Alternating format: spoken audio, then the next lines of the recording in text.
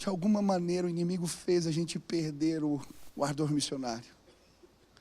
E sabe, quando a gente fica focado na gente, a gente fica amargo. Daqui a pouco você está reclamando de tudo, nada presta.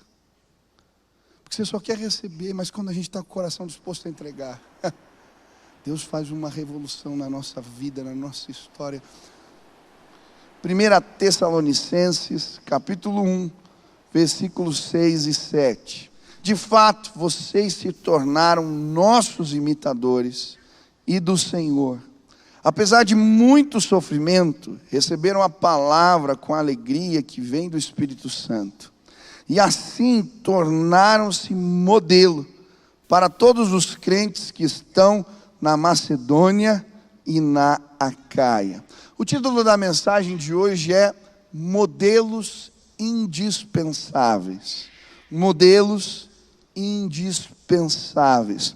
Todos nós, querendo ou não, seguimos modelos em nossas vidas. Até mesmo sem perceber, copiamos comportamentos e padrões. Esses dias, a minha esposa me cutucou e ela falou assim: você já reparou como o Benício te imita? Eu falei, não. Ela, olha como ele põe a mão no bolso. E ele estava com a mãozinha no bolso, igualzinho eu coloco. Aí está me olhando aqui, coisa fofa. E aí, olha o jeito que ele anda. Olha alguns gestos que ele faz. E eu tenho reparado como ele me imita, como ele copia. Isso, ao mesmo tempo que é um grande privilégio, é uma tremenda responsabilidade. Esses dias eu estava no carro ali, falando com a Sil e tal, bravo com uma situação, e falei, esse cara é um idiota. Pastor, não devia falar assim, mas eu falei. E continuamos a conversa, tal, e a gente estava viajando, o Benício atrás com o iPad.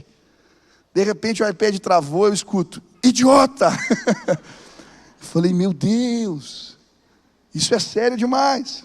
E a verdade é que todos nós, mesmo sem querer, estabelecemos padrões nas nossas vidas. Eu lembro de um atendimento que eu fiz com uma jovem, e ela criticando a sua mãe, a maneira como ela resolvia conflitos com ela.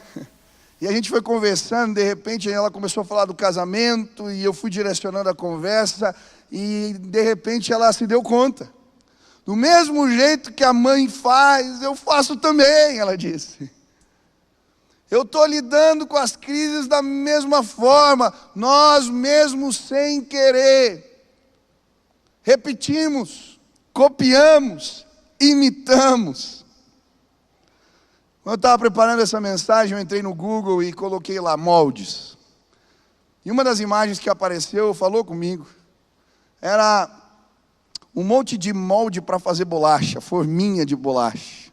Tinha umas assim em forma de estrela, coração, formas geométricas, diversas. Eu estava olhando aquilo e de repente o Espírito Santo falou no meu coração, o que tem dado contorno à sua vida? Quais são as formas que têm dado contorno à sua vida?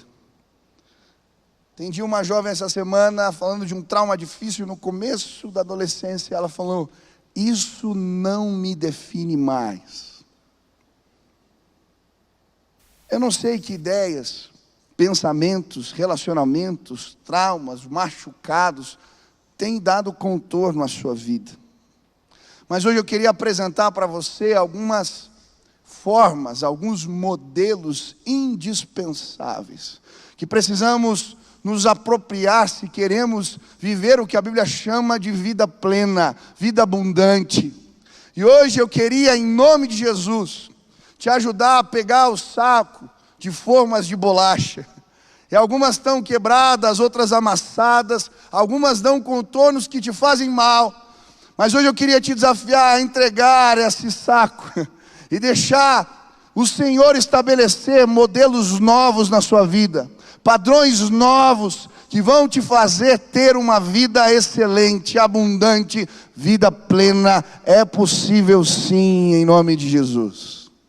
E hoje eu quero apresentar pelo menos 2 moldes, 2 formas que precisam fazer parte, modelos indispensáveis que precisamos estabelecer nas nossas vidas Quantos querem estabelecer modelos saudáveis aqui? Levantem as mãos.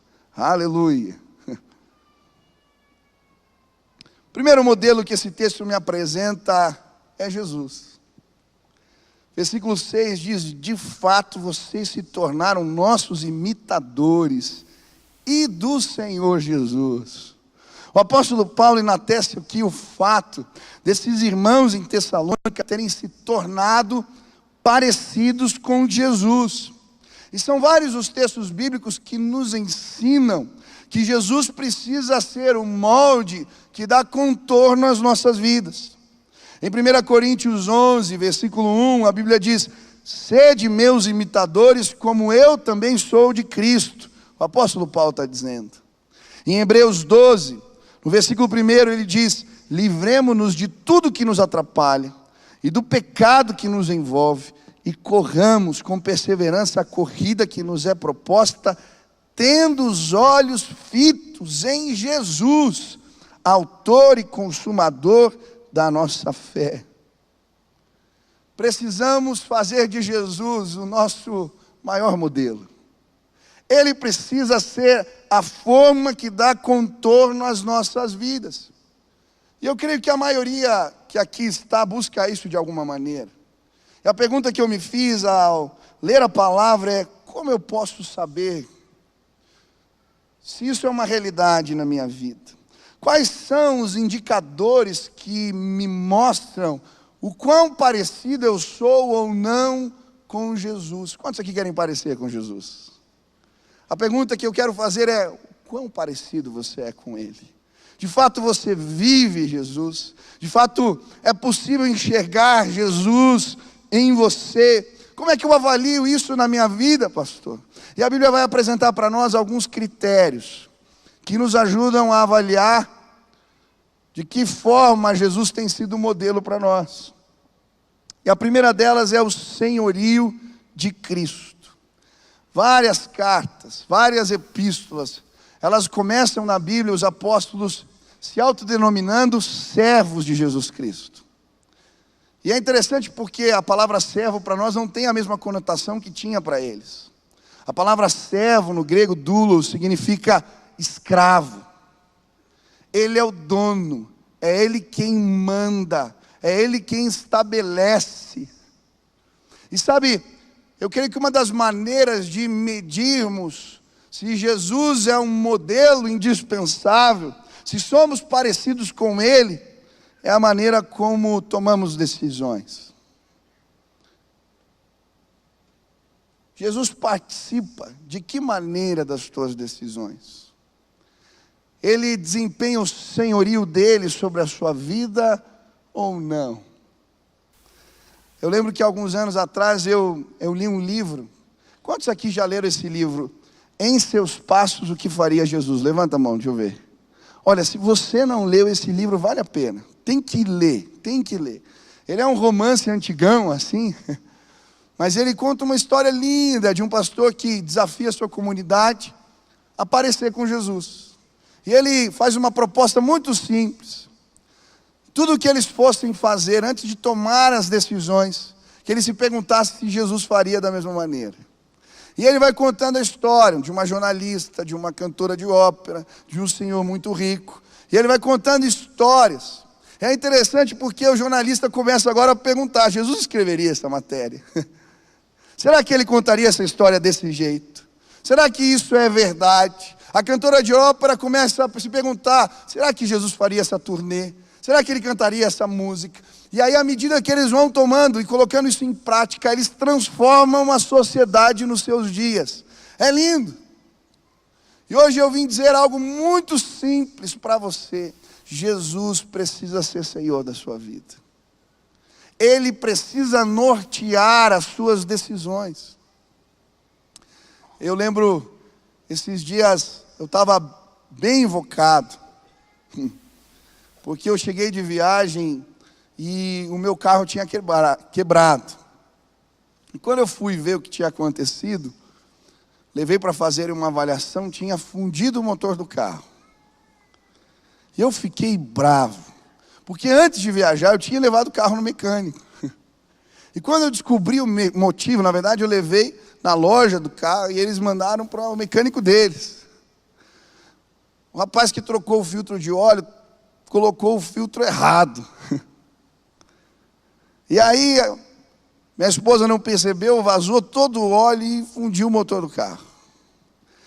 E eu falei, eu vou processar, não é possível, eu tenho meus direitos. E aí estava ali já maquinando, vou ligar para não sei quem, vou fazer isso. E de repente veio uma voz assim, você já perguntou para Jesus se é para você fazer isso? Quando você quer processar alguém e vem essa voz, você já fica incomodado, né? Mas eu, não, bom, deixa eu ver, tal, Senhor, eu tenho os meus direitos, olhe bem, pensa bem. Aí já comecei a minha oração me justificando. Deus, veja bem. Olha só o que aconteceu. Aí fui contando para Deus o meu jeito.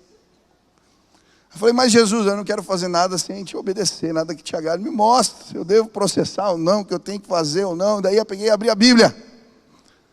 Fala comigo. Caiu num texto que dizia assim, se o teu irmão roubou de você uma capa, dá para ele também a túnica.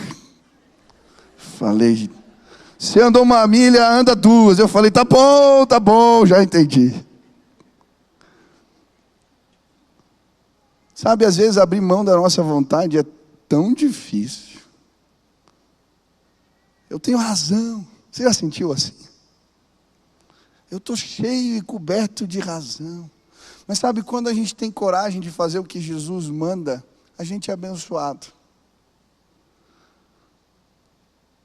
Eu não processei, mas ganhei o conserto do carro. Porque Jesus é bom. E hoje eu vim dizer para você, qual é, ou como se manifesta o senhorio. É muito fácil dizer Jesus é Senhor da minha vida, mas como você tem tomado decisões? O quão parecido você é com Jesus? Segundo critério que me mostra quão parecido eu sou com Jesus ou não, é a glória. Ainda bem que eu falei glória, né? Ô Jesus. Ai. Estou muito desastrado, tá? Segundo critério que me ajuda a mostrar o quão parecido eu sou com Jesus é a minha cosmovisão. É interessante porque a palavra de Deus vai dizer que nós precisamos enxergar o mundo através de Cristo. Eu gosto de João 8, quando Jesus diz, eu sou a luz do mundo. Eu gostei também da explicação de C.S. Lewis, ele vai dizer assim, a esse respeito desse texto, eu creio no cristianismo tal como creio no sol. Não porque apenas o vejo, mas porque através dele eu vejo todas as outras coisas.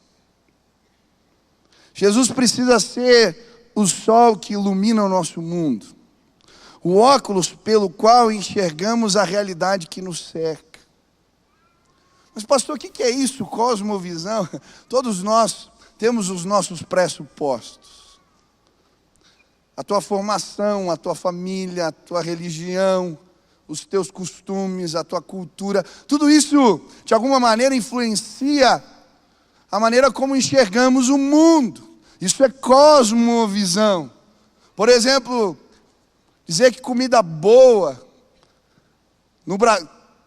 dizer que comida é boa no Brasil representa algo, na Índia é completamente diferente. Se você levar um indiano numa churrascaria, ele vai cair para trás. Ele tem nojo de comer carne de boi, a maioria deles. Isso faz parte da cosmovisão. Eu lembro que eu aprendi isso quando eu casei. Nós vivemos em mundos diferentes. A Sil, para quem não sabe, é Paraguai. Na casa dela, Bianca está aqui me olhando assim, o que ele vai falar? Mas eles comiam uns negócios diferentes lá. É verdade. A minha esposa, ela comia macarrão e pegava o ovo frito e cortava em cima. Eu achava uma ofensa aquilo com a massa. Onde já se viu pôr ovo frito em cima de macarrão? Eu sou de família italiana. Se eu fizer isso na minha casa, o meu pai fica bravo comigo. Mas no mundo dela, aquilo era normal. Sabe que quando a gente casa, Deus faz uma graça lá. Esse dia eu estava comendo macarrão com ovo frito em cima. E de certa maneira, quando nos relacionamos com Cristo, Ele precisa influenciar a maneira como nós enxergamos a realidade à nossa volta. Jesus precisa ser o óculos que você enxerga o mundo lá fora. Ele precisa ser o sol que ilumina a tua maneira de ver. E foi exatamente isso que Jesus fez com Pedro. Pedro está lá em cima da casa de Simão, o curtidor. Ele tinha a sua maneira de enxergar as coisas, mas Deus lhe dá uma visão, um lençol, um monte de animal que para ele era impuro. E fala, mata e come. E ele fala, não vou fazer isso, de jeito nenhum. E aí o que Jesus fala para ele? Não diga que é impuro aquilo que purifiquei. De certa maneira Deus está bagunçando completamente a cosmovisão daquele homem, dizendo, ei, não é desse jeito. Jesus precisa ser a lente pela qual você enxerga a realidade. E sabe, muitos aqui se converteram, mas continuam enxergando o mundo à luz das suas bandeiras, das suas lentes, dos seus costumes. E querido, o que preciso te dizer, Jesus precisa transformar a tua cultura.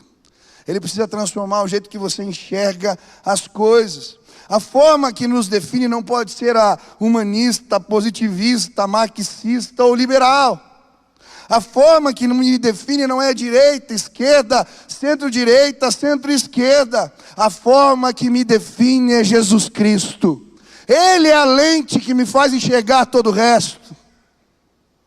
A forma que me define não é o que disseram a meu respeito, o que me aconteceu, nem o que eu penso sobre mim. A forma que me define é Jesus. Eu vejo tanto crente em briga desnecessária porque não entendeu ainda. Você é cristão. Isso precisa dar contornos à sua existência. Como é que é a tua cosmovisão? Você está brigando pelo quê?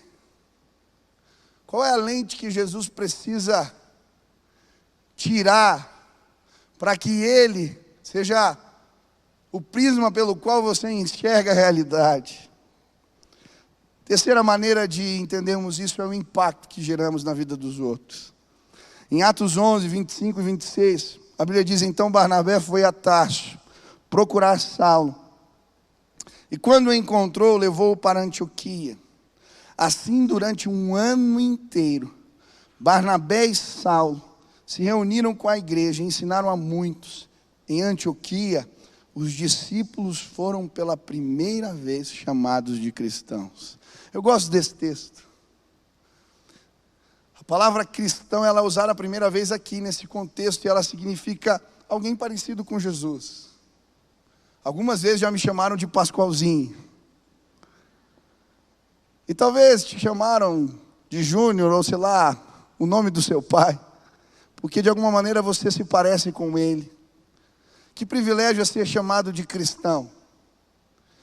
É isso, dentro daquela comunidade, eles começaram a dizer, eles são iguais, eles se parecem com ele. E sabe, eu creio que Deus vai trazer um novo tempo sobre a nossa igreja, de pessoas que se parecem muito mais com Jesus, gente que vive esse evangelho que é simples. Jesus precisa reinar em você, Ele precisa aparecer na sua vida. As pessoas precisam enxergar em você a pessoa de Cristo. Isso gera impacto. Quantos Jesus nós temos aqui?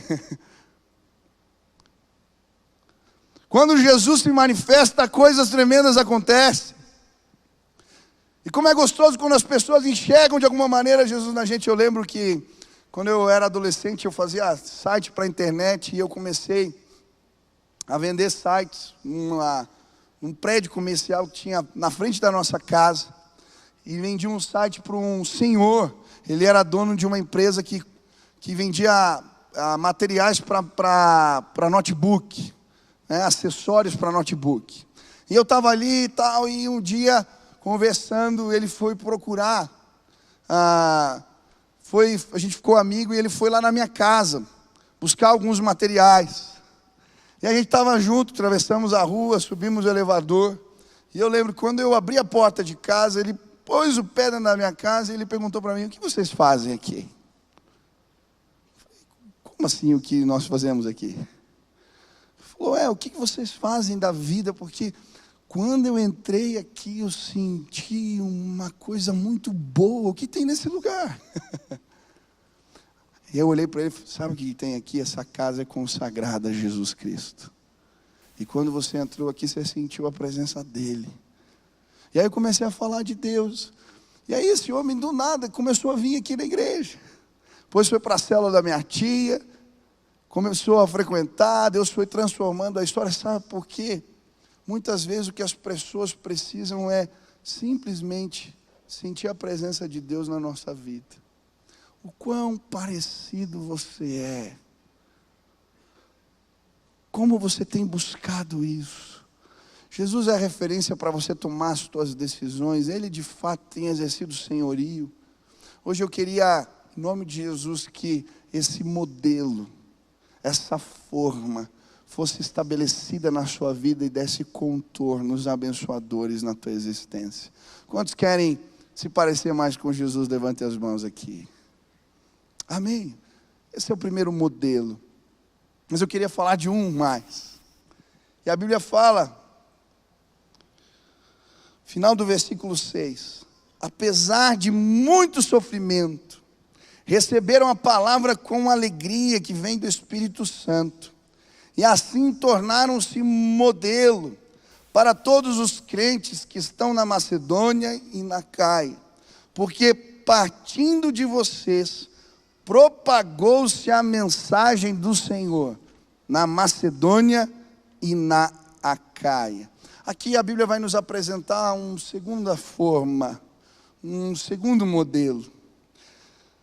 A palavra de Deus nos mostra aqui que eles, os crentes em Tessalônica, eles se transformaram em modelo para os crentes naquela região. Porque partindo deles o evangelho se propagou na Macedônia e na Caia. Essa igreja se transformou em referencial, em modelo, por causa da paixão missionária. O amor pelos perdidos. E sabe, eu creio que uma segunda forma aí, que precisa dar contorno a mim e a sua existência, é a paixão missionária, o ardor missionário. Alguns anos atrás eu tive o privilégio de ir para Brasília, e lá visitei um centro de formação missionária, para pessoas que se dispõem a ir para tribos indígenas, e ali fazer o trabalho de tradução das escrituras para esses povos não alcançados. E eu fiquei muito impactado com o tempo que levava para formar um missionário desse. Eles passavam anos estudando linguística. Sabe por quê? A maioria dos lugares onde eles eram enviados, essas tribos, elas sequer têm uma língua escrita. Então eles aprendiam os códigos para pegar a língua falada, codificar a língua falada. Então se é gutural, se é aberto, se é fechado, tem cada um código. E aí eles codificavam a língua, faziam uma espécie de dicionário de língua escrita, para daí começar a tradução da Bíblia. Eu olhei para o missionário e falei: mas isso é trabalho para uma vida. Ele falou: às vezes para 2, 3, 4. E eu fiquei me perguntando: o que faz uma pessoa abandonar o conforto da sua casa para investir a vida toda, para traduzir às vezes um livro ou um Novo Testamento para uma gente que ele mal conhece? Paixão missionária, amor missionário, amor por aqueles que estão se perdendo. E sabe, de certa maneira hoje eu vejo tantos modelos ministeriais, nos quais eu não me encaixo. Muito do que é pregado hoje em dia a respeito do evangelho tem a ver com receber. Mas quando eu leio a palavra, E quando eu vejo exemplos como esse, eu lembro de Jesus. O Evangelho tem a ver com dar, com entregar. E hoje o que eu vim de perguntar é: quanto você está disposto a entregar? Paixão missionária tem a ver com isso. Eu lembro do testemunho que eu ouvi de Ronaldo Lidório. Esse homem foi um missionário entre os Concombas, uma tribo no interior da África. Ele investe a vida para alcançar esse povo, 300 mil pessoas. Eles alcançam a tribo, e aí Deus o usa ali, o feiticeiro da tribo se converte. Eles plantam várias igrejas na região, e Deus faz algo lindo. E ele estava contando, eles traduziram a Bíblia para aquele povo.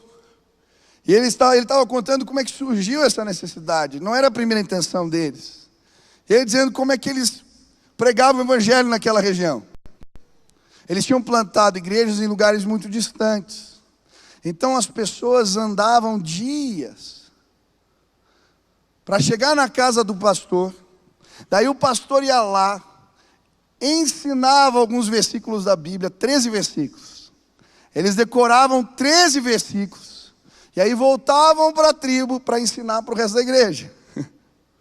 E aí um dia, vem uma senhora, anda 4 dias para chegar na casa do pastor.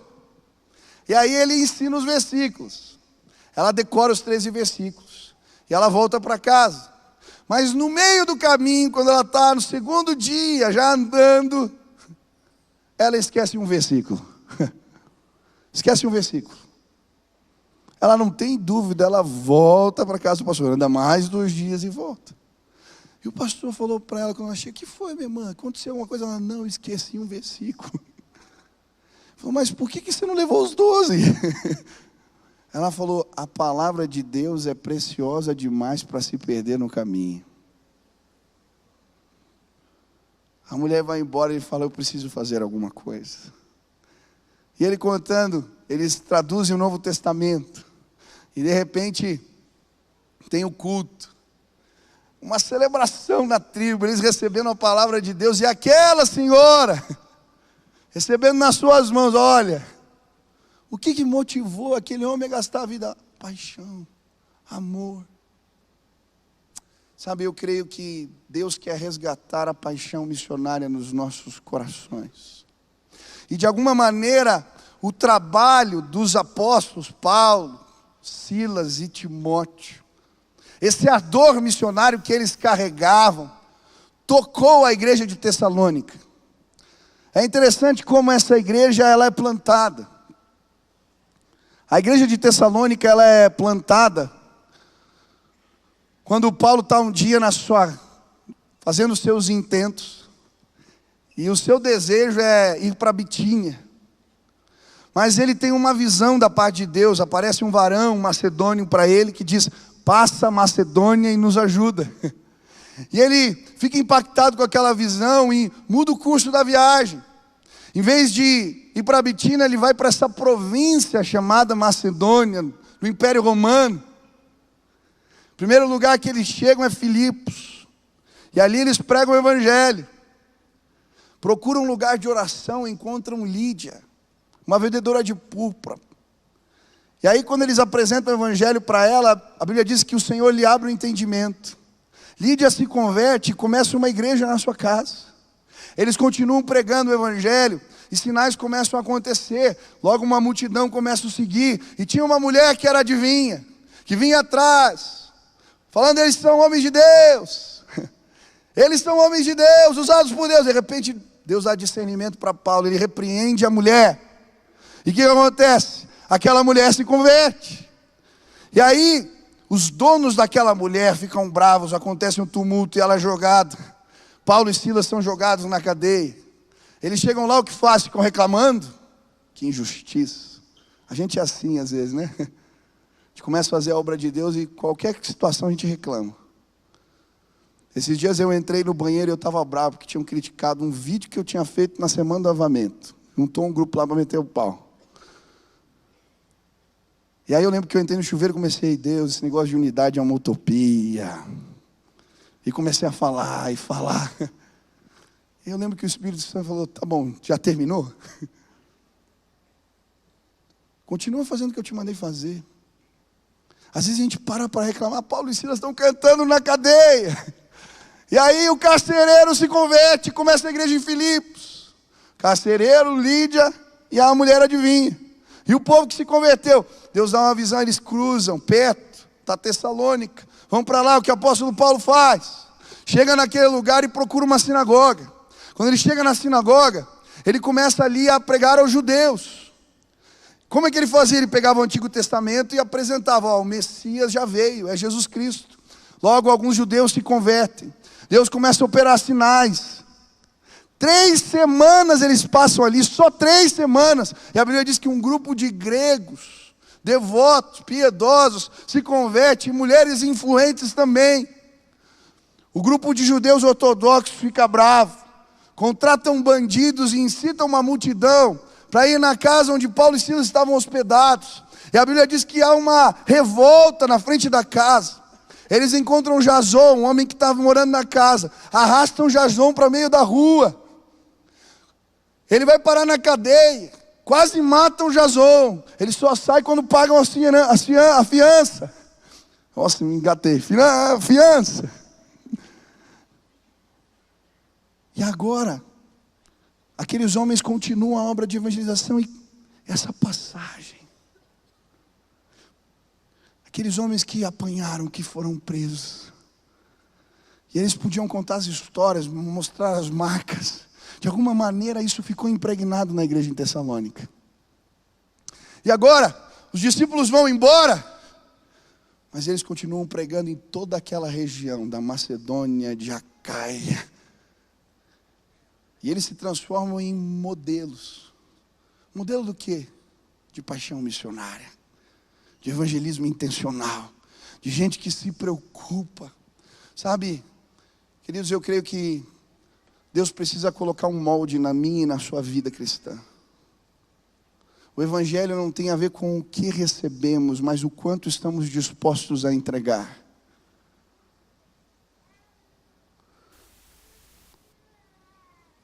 Tem muita gente só procurando aqui. Nós precisamos ser mais intencionais na evangelização. Eu vejo gente morrendo, dando tudo, entregando tudo. Qual é a minha parte? Mas pastor, eu não tenho o dom de evangelizar. Querido, evangelizar não é um dom, preste atenção. É uma missão. Mas existe dom? Existe. O cara que tem um dom, ele vai falar de Jesus para 10 pessoas, 8 vão se converter. O que não tem vai falar para 10, 2 vão se converter. Mas a missão é de todos. O quanto você está disposto a entregar? Quão intencional nós queremos ser na evangelização? A igreja de Atos, a igreja primitiva, ela cresceu de forma desproporcional, surpreendente, impactante, porque eles tinham um compromisso com o dar, com compartilhar. Eles entenderam a missão de Jesus, quando em Atos 1:8 ele chama os discípulos e fala: olha, esperem, vocês receberão poder do Espírito Santo, e vocês serão minhas testemunhas, em Jerusalém, na Judéia, em Samaria, até os confins da terra. Eu quero falar de 2 palavras aqui: poder, dunamis, força incontrolável. Sabe por que você pode pregar a palavra de Deus com autoridade? Porque uma força incontrolável está dentro de você, é o Espírito Santo de Deus. E na hora que nos propomos a fazer isso, Ele autoriza as nossas palavras. Eu já vi criança pregando o evangelho, você fala: isso não é palavra de criança, isso não é normal. Uma autoridade, a palavra de Deus saindo da boca de criança. As nossas palavras são autorizadas pelo Espírito de Deus. Existe uma força incontrolável que nos move. Poder. Você pode pregar a palavra porque Deus investiu poder na sua vida para fazer isso. O próprio Cristo nos autorizou a fazer isso. E eu creio que quando entramos nos lugares onde há trevas, a luz de Cristo se manifesta. Poder de Deus se manifesta. precisamos ser intencionais. Segunda palavra, testemunha. A palavra testemunha, ela tinha duas conotações, uma jurídica. A testemunha era aquela pessoa que ela não podia falar o que ela pensava, o que ela achava. Ela tinha que dar um depoimento a respeito daquilo que ela tinha visto e ouvido. Testemunhas, quando Jesus chama os discípulos e nos chama a sermos testemunhas, Ele está nos convocando a falar a respeito do que temos visto e ouvido. Sabe por que você pode pregar o Evangelho? Porque eu creio, Deus tem feito algo na sua vida. Eu não sei falar, pastor, não me interessa. Tem história para contar? Quem tem marca do poder de Deus na vida aqui? Levanta a mão. Jesus transformou algo na sua vida, levanta as duas, por favor. Fala. O que tem feito? Mas a palavra testemunha também significa, se você lê na língua grega, transliterada, é mártir. Os discípulos entenderam o que Jesus estava pedindo. Entreguem tudo. Essa é a missão mais importante. Lucas, que escreve o livro de Atos, ele entrega tudo. Ele vai pregar na Grécia, está pertinho ali da Macedônia. Ele é enforcado num olival.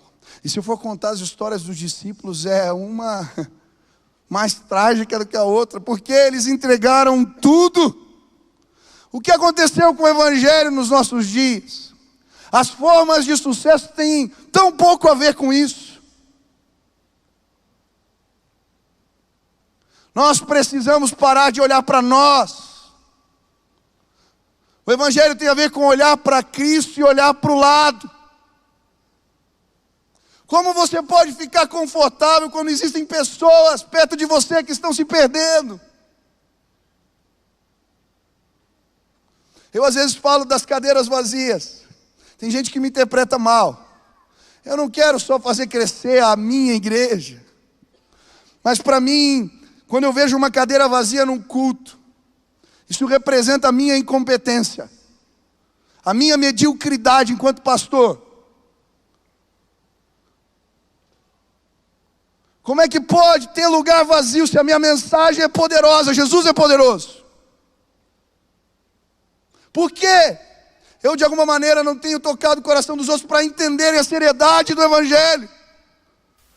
Tem que ter fila lá fora. Tem que pessoa estar procurando lugar aqui dentro, sabe por quê?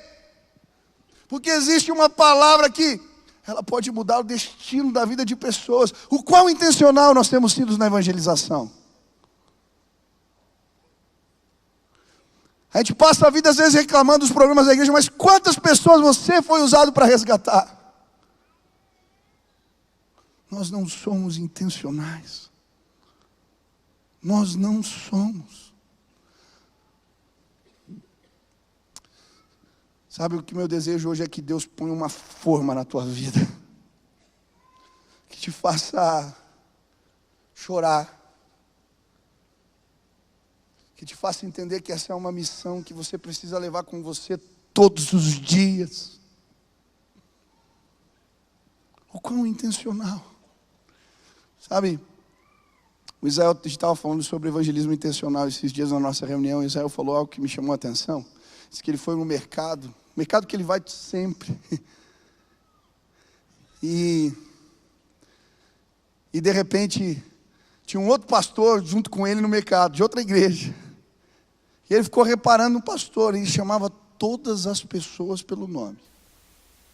Chegou lá, o cara que estava trocando os produtos, ele, fulano. Daqui a pouco, sabe aquele que prova ali os comida nova lá, sei lá como é que chama isso. Fulano, chegou no caixa, fulano. E ele falou assim, quando ele falava o nome das pessoas, elas abriam um sorriso. E foi uma maneira que aquele homem achou para se aproximar e falar de Jesus para aquelas pessoas. E ele disse, eu vou toda semana nesse mesmo mercado e eu não sei o nome de ninguém. Queridos, as pessoas estão se perdendo e a gente não está nem vendo. O quanto você está disposto a entregar? A gente fala do missionário que foi lá, entregou tudo, e a gente não bate na porta do vizinho.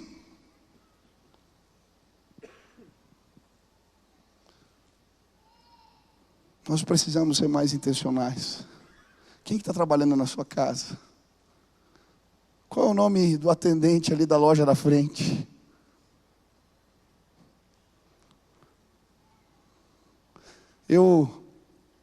Esses dias, achei tão bonitinha. Tem uma senhora que trabalha lá em casa, a Sil trabalha também, e a gente precisa de ajuda. Ela é desse tamaninho, Dona Lília. É uma figura. E um dia eu fui orar de manhã cedo, e o Espírito Santo falou para mim assim: abençoa a Dona Lília. Eu falei, mas como assim, abençoa a Dona Lília? Abençoa a Dona Lília. Eu falei, tá bom, eu vou dar um dinheiro para ela. E era meu aniversário, eu fui lá, depositei um dinheiro na conta dela. Quando ela chegou, eu falei, Dona Lília, eu dei um presente para você lá. Ela, é sério? Eu depositei um valor lá na sua conta. Ela, obrigado, tal. E aí, o dia passou, daqui a pouco eu entro no meu quarto, a Dona Lilian está chorando. E ela desse tamaninho, assim, chorando, assim, uma senhorinha. Eu falei, que foi, Dona Lilian, o que aconteceu? Você não quer o dinheiro, eu pego de novo. E ela falou para mim, não, é que hoje eu ia pedir as contas. Mas por quê? Não, eu recebi uma proposta, estou me apegando demais às crianças, estou ficando com medo de trabalhar aqui. Mas como é que eu posso sair de uma casa onde Deus manda você me abençoar? Eu vou ficar aqui. Eu falei, ufa, graças a Deus. Obrigado, Senhor. E a gente está sempre semeando na vida da Dona Lília. Falando de Jesus para ela e tal. E quando foi o culto da arena, achei tão bonitinha. A Dona Lília era uma pessoa muito simples, ela não mexe direito no celular. E daqui a pouco chega uma mensagem de áudio no meu celular da Dona Lília. A gente estava indo para a arena. O que é isso? Aí eu escuto ela assim, olha, Deus me acordou. Ela não é crente. Deus me acordou aqui. Vai acontecer algo muito lindo. Vai, Deus é contigo. Começou a falar um monte de coisa assim, sabe? E aí eu fui para a arena, quando eu voltei, falei, Dona Lilian, que mensagem mais fofa essa sua? E ela falou assim, vocês estavam lá, mas eu senti a presença de algo diferente na minha casa, que me disse que eu tinha que mandar essa mensagem para você. Eu falei, é Deus. E comecei a falar de Jesus para ela, e ela começou a chorar, e eu fiquei tão feliz. Aí a gente estava nesse movimento, eu tinha colocado adesivo no carro, né? Jesus atrai multidões. Saí, parei no posto. O frentista veio, o que é isso? Falei, deixa eu contar uma história para você. Aí ele falando, eu sou da Umbanda, e não sei o que e tal. E de repente ele estava orando com o frentista no posto de madrugada. Aí eu fui no restaurante.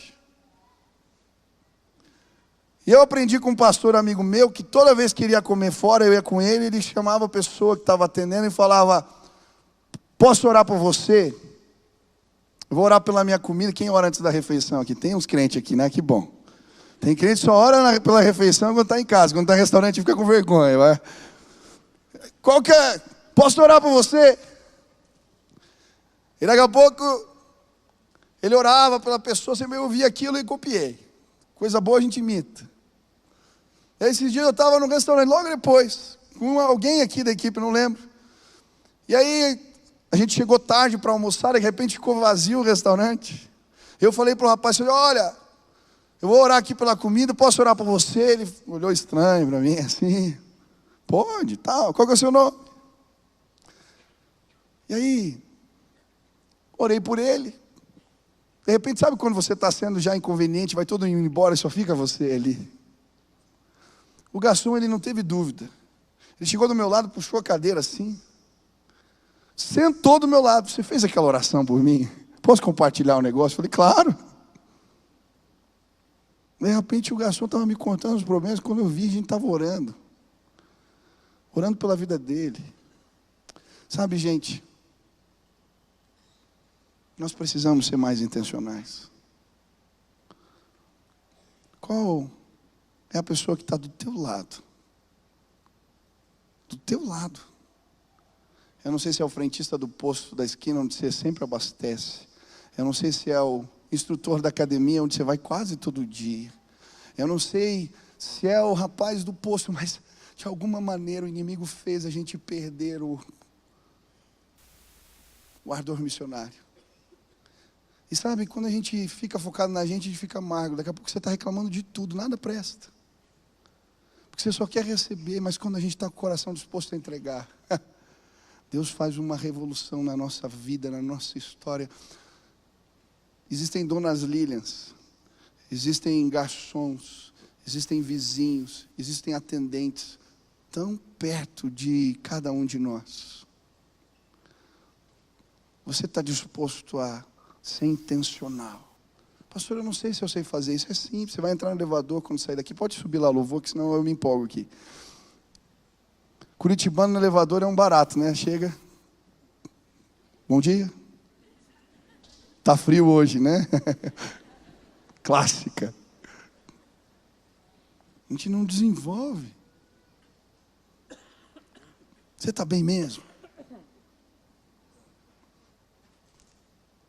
Posso orar por você? Eu tenho tempo de oração todo dia. Tem alguma situação que eu posso levar diante do Senhor? Por que a gente não fala? Ou por que a gente não começa a orar intencionalmente? Quantos oram pelos seus vizinhos? Quantos têm sido intencionais? Sabe, queridos, hoje na autoridade do nome de Jesus, eu queria, quando você viesse todo sábado no culto e visse uma cadeira vazia do seu lado, que você saísse daqui incomodado em nome de Jesus. Eu creio que Deus vai levantar no nosso meio uma igreja com um ardor missionário. De gente que se parece tanto com Jesus, que está mais interessado em dar do que receber. Essa palavra é tão simples. Eu não sei o que o Espírito Santo de Deus falou com você, mas talvez tenha algumas formas erradas, quebradas, amassadas, que você tem que jogar fora hoje aqui. Algumas que te fazem mal, alguns modelos que não te fizeram bem, alguns modelos do que representa a vida cristã, do que representa servir a Deus. Mas hoje eu queria desafiar essa igreja a algo tão simples: buscar ser mais parecida com Jesus e fazer da paixão missionária uma verdade. Que você ame as pessoas, que você ame as pessoas, e que isso em nome de Jesus possa gerar um movimento de transformação de vidas no nosso meio como nunca antes. É tão simples. Pastor, eu não sei se eu sei fazer isso. Eu não sei, eu também não sei fazer, querido. Mas dunamis, uma força incontrolável, vai empoderar você hoje aqui em nome de Jesus. Se hoje o Espírito Santo de Deus falou com você, está falando: Deus, eu preciso, eu quero esse contorno na minha vida, eu quero esse modelo. Jesus, me ajuda. Eu queria orar por você, para que Deus lhe empoderasse, para que você conseguisse nessa luta diária ser mais parecido com Jesus e ser mais intencional na evangelização. Se Deus falou contigo e você quer receber essa oração aqui, pedir: Jesus, me ajuda, sai do teu lugar agora, vem aqui na frente. Eu quero orar por você agora e pedir que Deus abençoe sua vida. Eu creio que milagres vão acontecer. Quando a gente se entra no meio dos milagres, acontecem. Venha, venha, se Deus falou contigo, pede licença agora, por favor, pede licença. Vem para cá, em nome de Jesus, eu quero orar por você agora. Deus vai te autorizar em nome de Jesus. Se Deus falou contigo, venha, venha, venha, venha. Não importa se é líder, se você é pastor, mas Deus falou contigo, venha em nome de Jesus. Venha em nome de Jesus. Venha em nome de Jesus. Venha em nome de Jesus. Venha, tem mais gente que Deus está chamando. Venha, venha, venha, venha, venha. Venha agora, venha agora. Venha agora. Tem tanta gente perto de mim que eu nem sei o nome. Deus tem me incomodado tanto. Talvez hoje esse incômodo chegou no teu coração. Vem para cá, deixa eu orar por você agora em nome de Jesus. Venha. Deus está falando aqui, Ele tem algo novo para fazer. Venha agora em nome de Jesus. Venha, venha, venha, venha, venha, venha. Tem mais gente que Deus está chamando.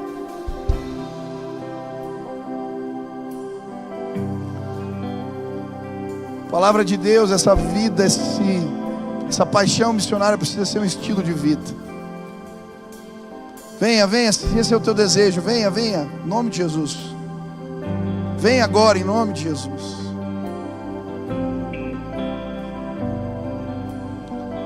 Deixa eu orar por você aqui que veio à frente hoje. Pai querido, tem tanta gente aqui nesse lugar. Eu quero pedir que Jesus seja o nosso maior modelo. A sua disposição de entregar tudo. Eu quero pedir que o Senhor levante no nosso meio uma igreja missionária, de gente que entende a sua identidade em Cristo, que se parece com Ele, e aonde vai leva o amor de Deus, a palavra de Deus, a vontade de Deus. Senhor, levanta pessoas aqui com essa disposição. Levanta, Pai, gente apaixonada por Jesus, gente que prega com autoridade, gente que experimenta o poder de Deus. Pai, eu quero pedir, quando os meus irmãos abrirem a boca para falar, que o Senhor os autorize,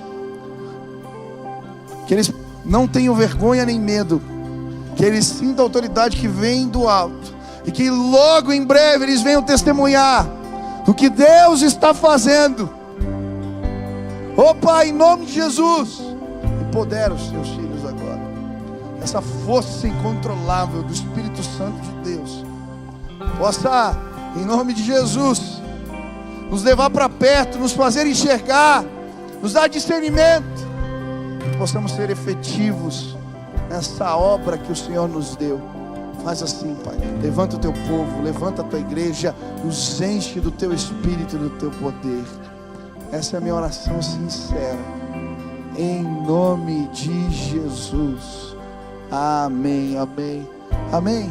Quero que todos fiquem de pé, você fica aqui no teu lugar.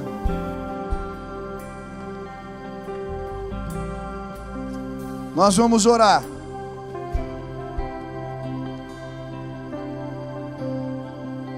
Quantos creem que Deus pode salvar vidas hoje aqui nesse lugar? Levante as mãos. Talvez você veio aqui hoje e não conhece a Jesus. Você não se parece com Ele. Ser um seguidor de Jesus é buscar ser parecido. Não parece nada com Ele. Mas hoje você ouviu essa palavra e você entendeu o que significa ser um cristão de verdade. E hoje você disse: eu quero esse contorno para a minha vida. Não importa o que falaram a meu respeito, não importa o que disseram, não importa o que aconteceu, eu quero o contorno de Cristo na minha vida. Eu quero que Ele me defina. Se hoje você quer pedir: Jesus, ilumina o mundo que eu enxergo. Se você quer ter um encontro pessoal, deixa eu te dizer, Ele está vivo, Ele ressuscitou dentre os mortos. Ele pode se apresentar a você hoje neste lugar. Se hoje você quer se tornar um seguidor de Jesus, quer que a vida dele de alguma maneira se manifeste na sua, isso é o cristianismo verdadeiro, é o Espírito, é Jesus em nós, é viver Cristo, isso é o Evangelho. Se hoje você está dizendo: eu quero que Ele viva em mim, eu preciso, não aguento mais, eu quero, a minha vida eu não quero mais, eu quero a dele em mim, isso é o Evangelho, eu quero isso para a minha vida. Onde você está, levante sua mão bem alta, eu quero orar por você. Tem alguém aqui hoje? Deus abençoe sua vida, Deus abençoe, Deus abençoe, Deus abençoe, Deus abençoe, Deus abençoe. Levanta bem alto assim a mão, isso. Eu não vou pedir para você vir aqui à frente, só levanta a mão assim, isso. Quantos creem em milagres? Você crê em milagres? Vai acontecer um milagre. Você que está com a mão levantada aí, vai acontecer um milagre na tua vida agora. Você vai orar comigo aqui e eu creio.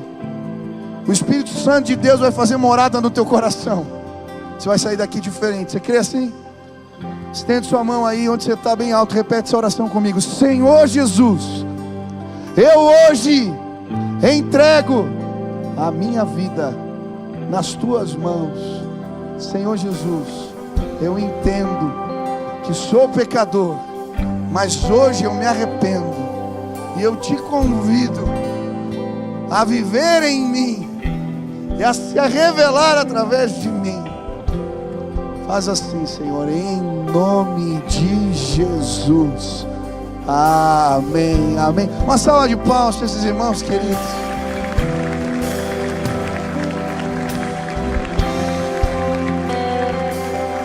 Dá a mão para quem está do seu lado aí, fecha os corredores, fecha tudo. Nós vamos cantar essa última canção. Eu quero que você adore junto comigo, celebre a Deus junto comigo.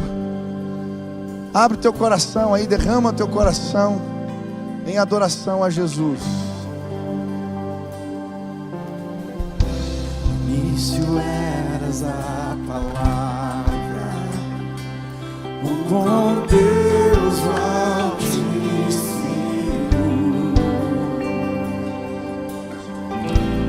o mistério de tua glória, Cristo em ti se revelou. Acolhido esse nome é, acolhido esse nome é, o nome de Jesus. Acolhido esse nome é, maior que tudo ele é. Acolhido esse nome é, nome de Jesus.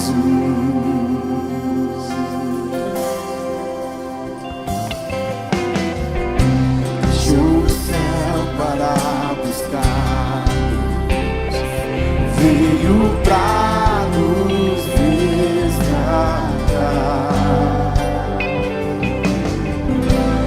Amor maior que o meu pecado, nada vai nos separar. Oh, quão maravilhoso é, oh, quão maravilhoso é o nome de Jesus. Maravilhoso é, maior que tudo ele é. Oh, quão maravilhoso é o nome de Jesus. Quão maravilhoso é o nome de Jesus. Oh, quão maravilhoso, oh, quão maravilhoso é o nome de Jesus.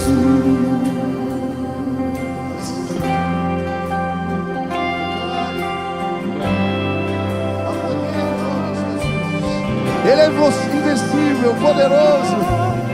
Aleluia.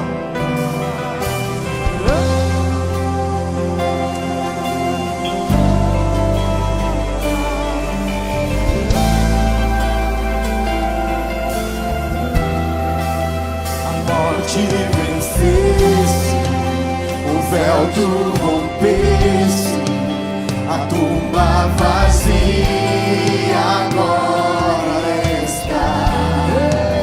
O céu te adora, proclama tua glória, pois ressuscitaste, vivo estás. És invencível, inigualável, hoje pra sempre reinarás.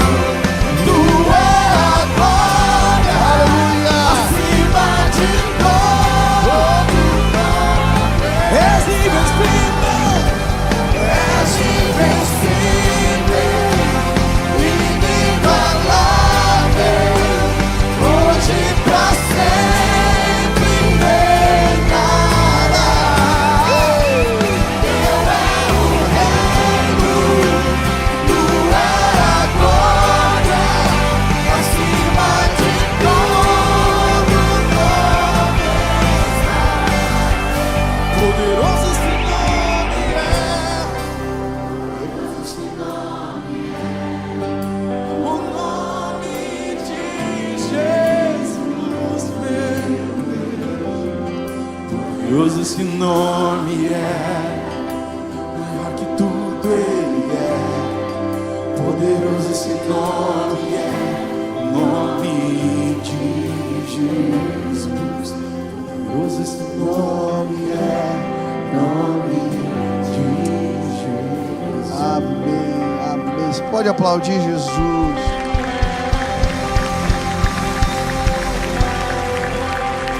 Aleluia. Presta atenção aqui. Pode continuar rapidinho, eu só quero compartilhar uma visão com vocês. Quantos querem ganhar pessoas para Jesus nesse próximo ano? Levante as mãos bem alto. Eu quero te ajudar a fazer isso, tá? Você vai ganhar no próximo ano 5 pessoas para Jesus pelo menos. Quantos creem nisso? Levante as mãos que isso pode tornar uma realidade. Isso. Se você quer 5, levanta uma mão. Se quer 10, levanta 2 mãos. Isso. Uau! Você vai ganhar 5 ou 10 pessoas para Jesus. Você crê? Eu creio que isso vai acontecer. Vou te explicar como que a gente vai fazer isso. Bem prático. Tá? Todo dia você vai orar pedindo a Deus, me mostra uma oportunidade de compartilhar o Evangelho com alguém. Todo dia. Todo dia. Me deixa sensível. Eu estava orando aqui, Deus me incomodou. Vocês encheram a arena, mas o culto não encheu. Falei, Deus, eu estou fazendo uma coisa errada. Aí Deus falou, está fazendo errado. Opa. Aí Ele me fez lembrar, cada ambiente aqui, né, em que nós fazíamos culto, o que aconteceu? Eu comecei o meu ministério ali na capela. Aí Deus me fez lembrar, você lembra como é que foi? Falei, não. Lembra como que você fazia? Eu falei, Quando encheu a capela, um pouco antes, alguns meses antes, Deus me despertou para vir de madrugada orar pelas cadeiras vazias. E eu passei alguns meses, eu vinha e orava pelas cadeiras vazias todas. De madrugada, terminava ali na sala de som e ia embora. E alguns meses depois, chegou tanto adolescente naquele lugar, sem brincadeira, tinha gente que sentava na janela da capela. E aí nós mudamos para o ginásio. Aí comecei o trabalho com os jovens. Quando encheu o trabalho com os jovens, eu vinha com a Sil, a gente já era casado aqui, de madrugada orar pelas cadeiras. Não tinha cadeira no ginásio porque eles tiravam, mas a gente orava pelo espaço. Eu queria desafiar a gente começar um movimento de oração como nunca antes nesse ministério. Quem quer fazer parte disso comigo? Tá? O que a gente vai fazer? Eu vou levantar 365 líderes de oração.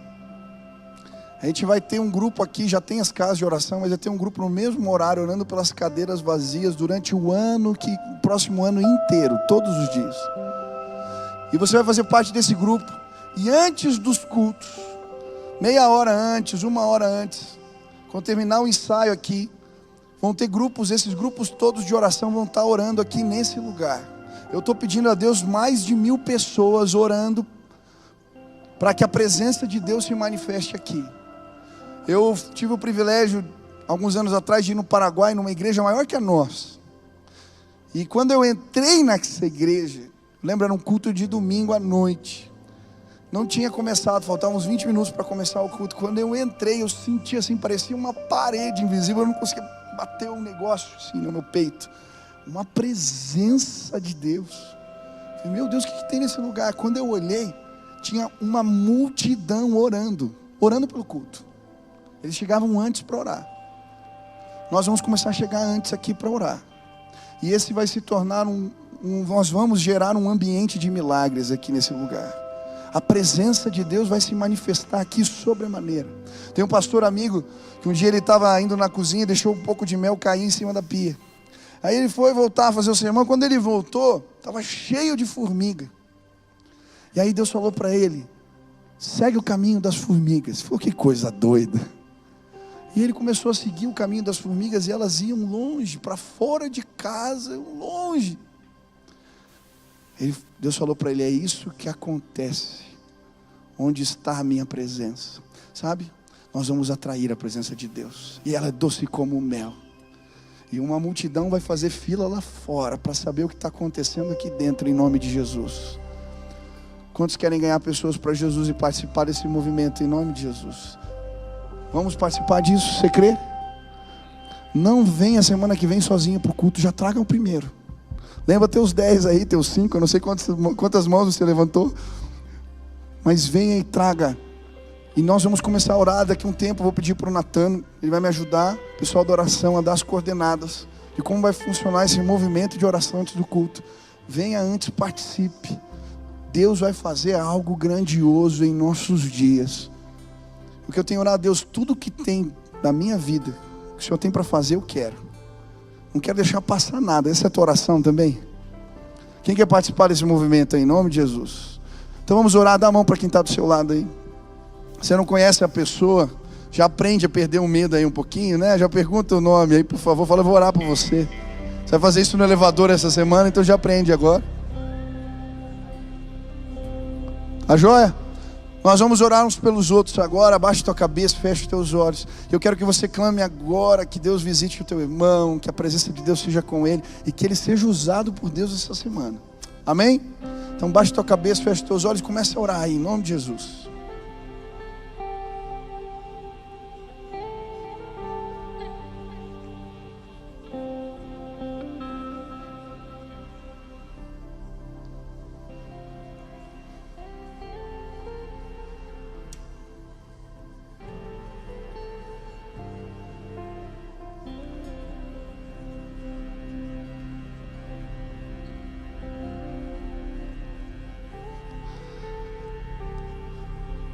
Pai querido, Senhor, nós te damos graças porque o Evangelho nos alcançou. As boas novas de que Jesus vive, chegou para cada um de nós. Eu quero pedir, Pai, nos ajuda a compartilhar essa boa notícia com outros. Eu quero pedir, levanta neste lugar, homens e mulheres, meninos e meninas cheios do Teu Espírito, e que tem paixão, ardor, missionário, amor, Pai. Eu quero pedir em nome de Jesus, não deixa a nossa geração passar em branco. Tudo que o Senhor tem para nós, queremos viver, Pai. Eu quero pedir que um movimento de oração comece aqui no meio desse ministério como nunca antes. Que os jovens venham orar todos os dias. Que a gente venha clamar por um avivamento, por um despertamento espiritual. Que antes dos cultos seja uma realidade aqui. E que esse movimento se espalhe. Que sejamos empoderados pelo Senhor. E que possamos perder o medo de pregar a palavra, de falar de Jesus. E que isso se espalhe por essa cidade. Nos leva às portas das faculdades, dos shoppings, dos bares. Eu te louvo porque quando eu ando por essa rua, bateu quantas vezes nós passávamos orando para as baladas fecharem, para os bares. A fila vinha aqui até a porta da igreja. Senhor, eu já saio com o meu carro e passo a Batel tranquilo, porque o Senhor já tem feito algo na nossa rua aqui. Que possamos enxergar o que o Senhor está fazendo e crer. Levanta o teu povo. Que possamos vir celebrados essa palavra que frutificou nas nossas vidas. E que o amor de Deus, o nosso Pai, a graça de nosso Senhor Jesus Cristo e as consolações do Teu Espírito repousem sobre o Teu povo aqui presente e sobre a Tua igreja, Pai. Essa é a minha oração em nome de Jesus. Amém. Deus abençoe sua vida. Vá na graça e paz.